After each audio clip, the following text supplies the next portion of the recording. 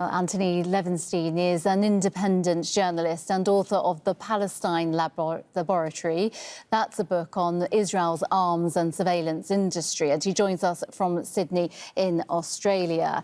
Antony, the killing, the murder of a journalist is a war crime.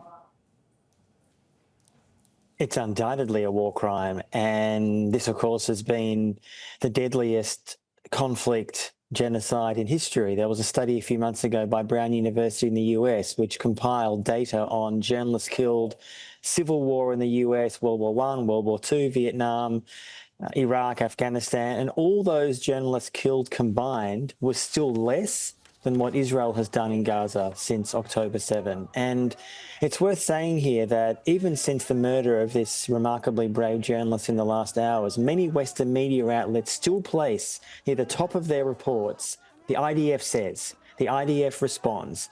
We are at a stage now where nearly 2 years into this genocide, there's been no independent journalists allowed into Gaza at all. And yet we're still, many Western colleagues of mine are still repeating IDF talking points as fact. They're at the point now where journalists, certainly based in Israel and elsewhere and globally, need to stop reporting IDF talking points at all until there is independent access to Gaza.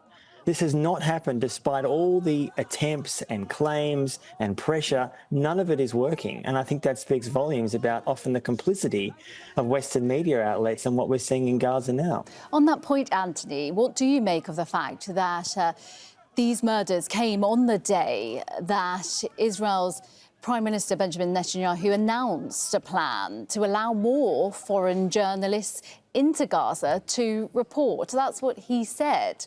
What do you make of that?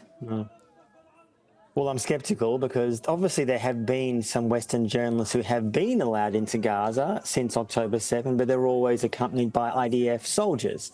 And they're given a very, very narrow view. They can't speak to Palestinians independently, so it's always been a bit of a sham.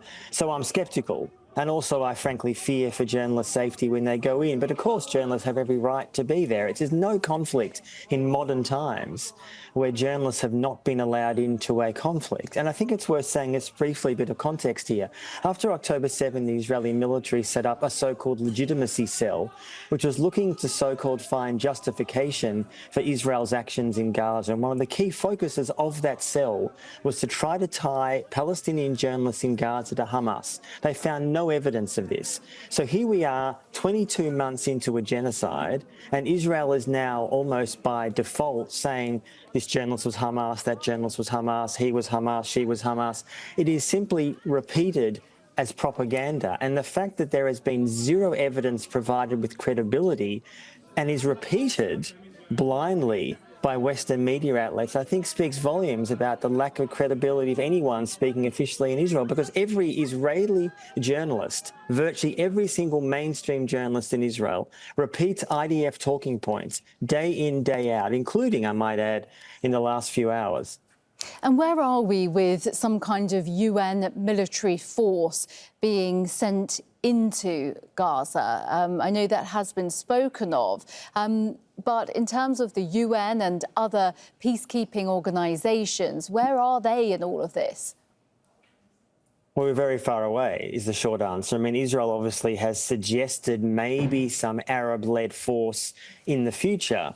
It's unclear who would be behind that, which soldiers would be there.